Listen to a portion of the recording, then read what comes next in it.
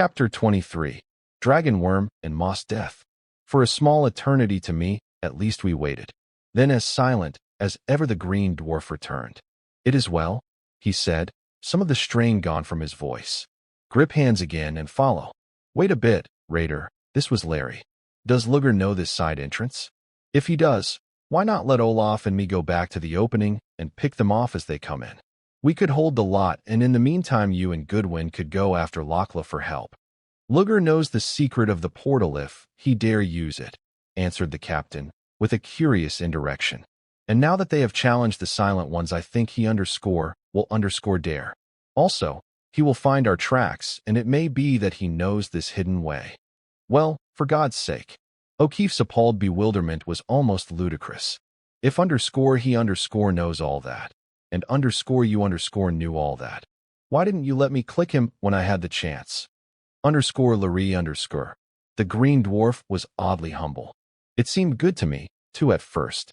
And then I heard a command, heard it clearly, to stop you, that Luger die not now, lest a greater vengeance fail." "Command? From whom?" The Irishman's voice distilled out of the blackness the very essence of bewilderment. "I thought," Raider was whispering, "I thought it came from the Silent Ones." "Superstition," groaned O'Keefe in utter exasperation. "Always superstition. What can you do against it?" "Never mind, Raider." His sense of humor came to his aid. "It's too late now, anyway. Where do we go from here?" "Old dear," he laughed. "We tread the path of one I am not fain to meet," answered Raider. "But if meet we must, point the death tubes at the pale shield he bears upon his throat, and send the flame into the flower of cold fire that is its center, nor look into his eyes." Again Larry gasped, and I with him. "It's getting too deep for me, Doc," he muttered dejectedly. "Can you make head or tail of it?" "No," I answered shortly enough. "But Raider fears something, and that's his description of it." "Sure," he replied. "Only it's a code I don't understand." I could feel his grin. "All right for the flower of cold fire, Raider, and I won't look into his eyes," he went on cheerfully. "But hadn't we better be moving?" "Come," said the soldier. Again, hand in hand, we went blindly on. O'Keefe was muttering to himself. "Flower of cold fire. Don't look into his eyes. Some joint. Damned superstition." Then he chuckled and caroled, softly. "Oh, mama, pin a cold rose on me. 2 young frogmen are in love with me. Shut my eyes so I can't see." "SH." Raider was warning. He began whispering. "For half A_VA_ we go along a way of death. From its peril we pass into another against whose dangers I can guard you. But in part this is in view of the roadway, and it may be that Luger will see us. If so, we must fight as best we can. If we pass these 2 roads safely, then is the way to the Crimson Sea clear, nor need we fear Luger nor any. And there is another thing that Luger does not know. When he opens the portal, the Silent Ones will hear, and Lockla and the _Aka_ will be swift to greet its opener." "Raider," I asked, "how know you all this?" "The handmaiden is my own sister's child," he answered quietly. O'Keefe drew a long breath. "Uncle," he remarked casually in English, "meet the man who's going to be your nephew." And thereafter he never addressed the green dwarf except by the avuncular title, which Raider, humorously enough, apparently conceived to be one of respectful endearment. For me a light broke. Plain now was the reason for his foreknowledge of Lockla's appearance at the feast where Larry had so narrowly escaped Eulara's spells. Plain the determining factor that had cast his lot with ours, and my confidence, despite his discourse of mysterious perils, experienced a remarkable quickening. Speculation as to the marked differences in pigmentation and appearance of niece and uncle was dissipated by my consciousness that we were now moving in a dim half-light. We were in a fairly wide tunnel. Not far ahead the gleam filtered, pale yellow like sunlight sifting through the leaves of autumn poplars. And as we drove closer to its source, I saw that it did indeed pass through a leafy screen hanging over the passage end. This Raider drew aside cautiously, beckoned us, and we stepped through.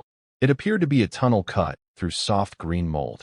Its base was a flat strip of pathway a yard wide from which the walls curved out in perfect cylindrical form, smoothed and evened with utmost nicety.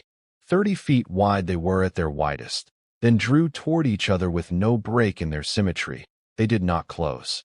Above was, roughly, a 10-foot rift, ragged-edged, through which poured light like that in the heart of pale amber.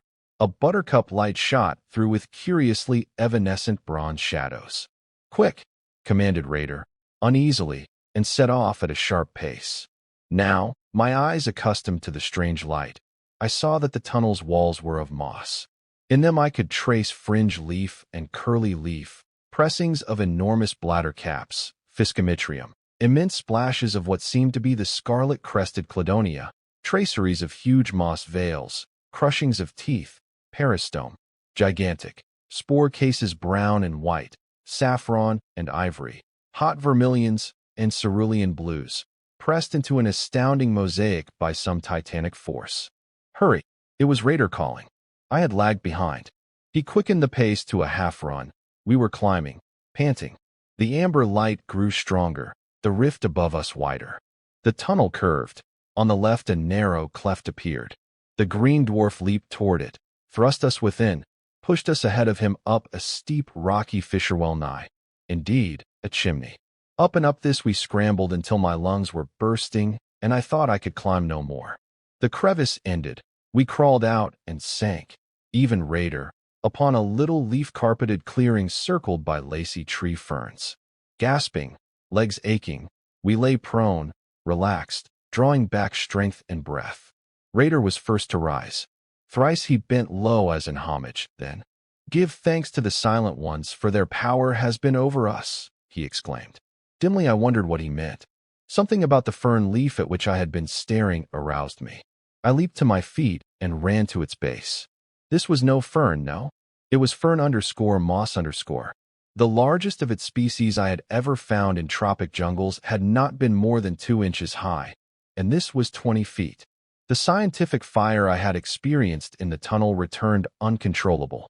I parted the fronds, gazed out. My outlook commanded a vista of miles, and that vista, _Fata Morgana_ of plantdom. A land of flowered sorcery. Forests of tree-high mosses spangled over with blooms of every conceivable shape and color. Cataracts and clusters, avalanches and nets of blossoms and pastels, in dull metallics, in gorgeous flamboyant hues. Some of them phosphorescent and shining like living jewels. Some sparkling as though with dust of opals, of sapphires, of rubies and topazes and emeralds. Thickets of convolvuli like the trumpets of the 7 archangels of Mara, king of illusion, which are shaped from the bows of splendors arching his highest heaven, and moss veils like banners of a marching host of titans, pennons and bannerets of the sunset, gonfalons of the jinn, webs of faerie, oriflammes of elfland. Springing up through that polychromatic flood, myriads of pedicles slender and straight as spears, or soaring in spirals, or curving with undulations gracile as the white serpents of Tanit in ancient Carthaginian groves, and all surmounted by a fantasy of spore cases and shapes of minaret and turret, domes and spires and cones, caps of Phrygia and bishops' mitres, shapes grotesque, and unnameable shapes delicate and lovely. They hung high poised, nodding and swaying like goblins hovering over _Tinia's_court. Cacophony of Cathay accenting the _flower, maiden_music of Parsifal. _Bazuri_ of the angled, fantastic beings that people the Javan pantheon, watching a bacchanal of houris in Muhammad's paradise.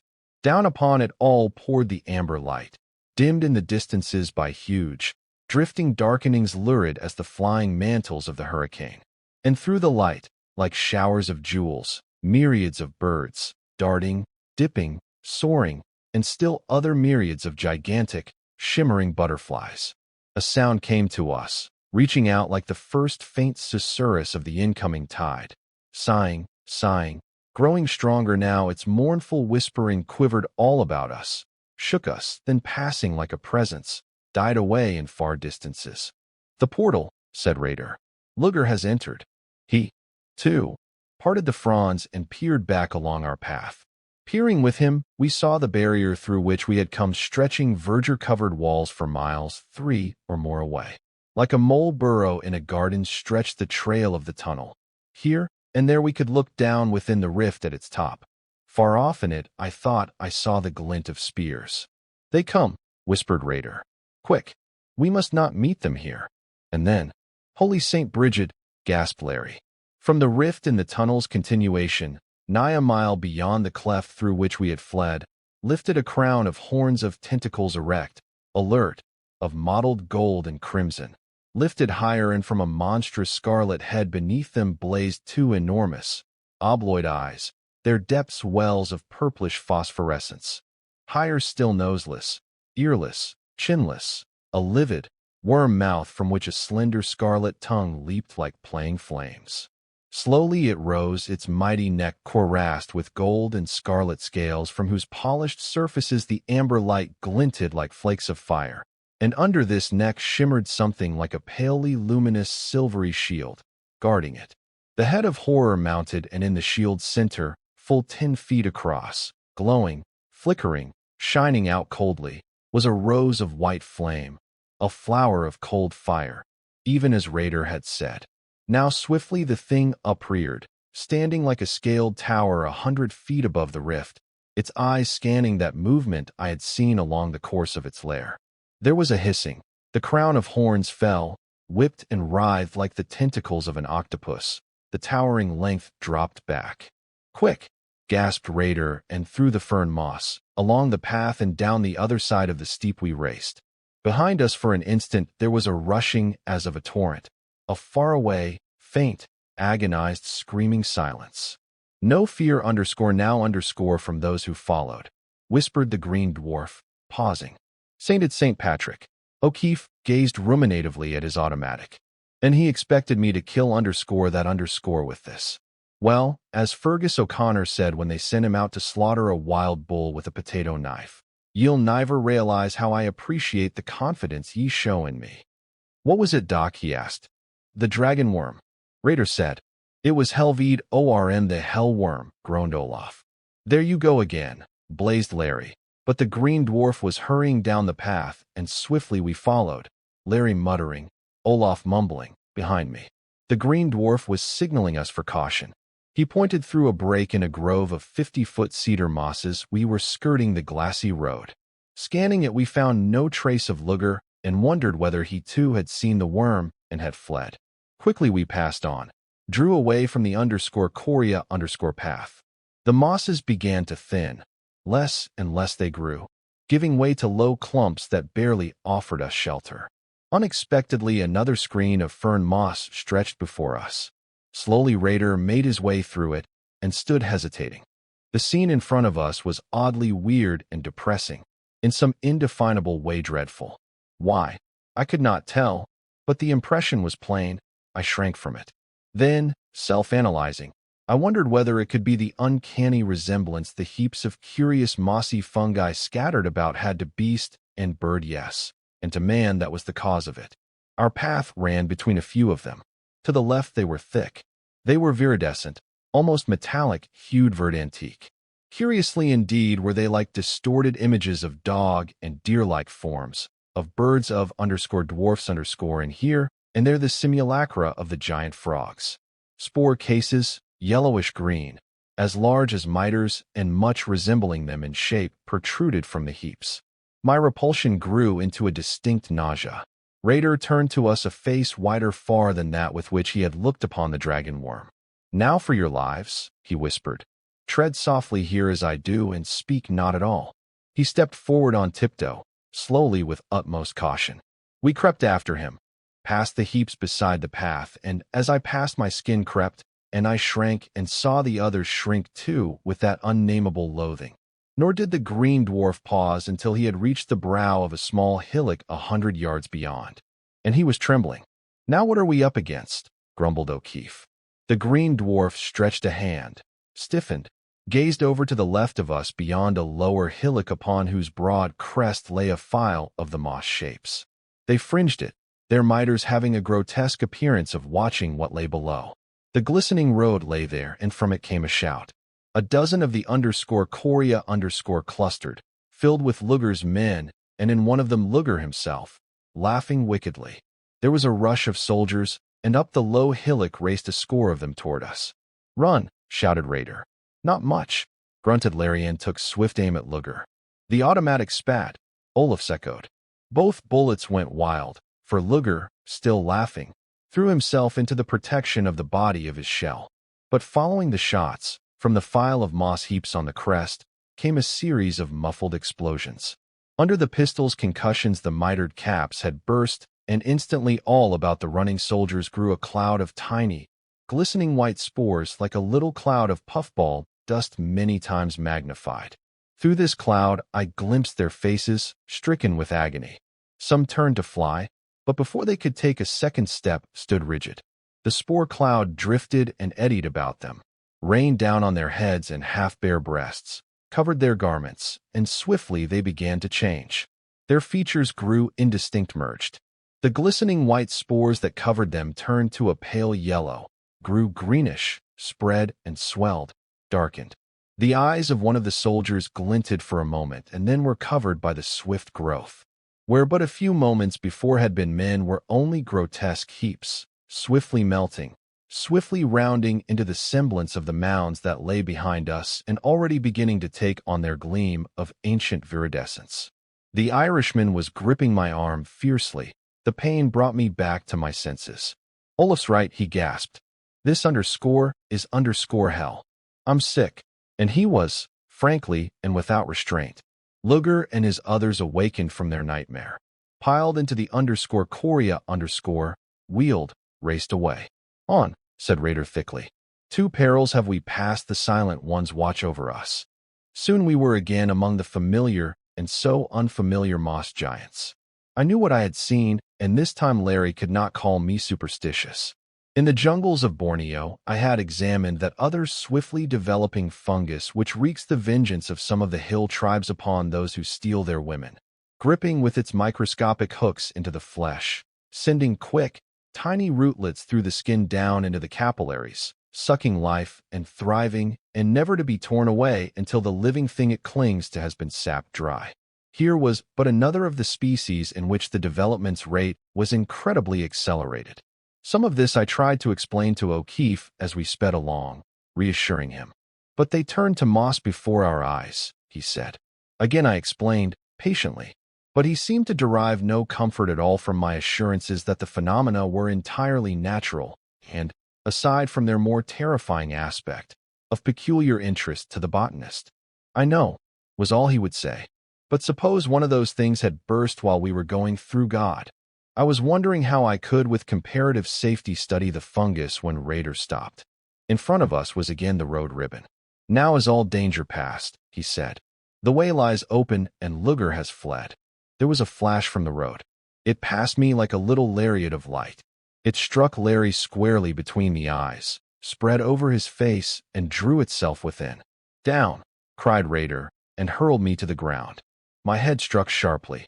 I felt myself grow faint. Olaf fell beside me. I saw the green dwarf draw down the O'Keefe. He collapsed limply, face still, eyes staring. A shout, and from the roadway poured a host of Luger's men. I could hear Luger bellowing. There came a rush of little feet. Soft, fragrant draperies brushed my face. Dimly, I watched Lachla bend over the Irishman. She straightened, her arms swept out, and the writhing vine, with its tendrilled heads of ruby bloom, 5 flames of misty incandescence, leaped into the faces of the soldiers now close upon us.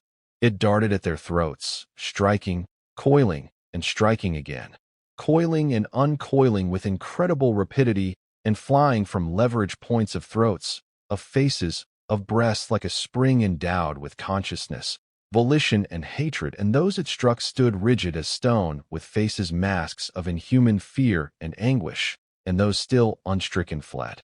Another rush of feet, and down upon Luger's forces poured the frogmen, their booming giant leading, thrusting with their lances, tearing and rending with talons and fangs and spurs. Against that onslaught the dwarfs could not stand. They raced for the shells.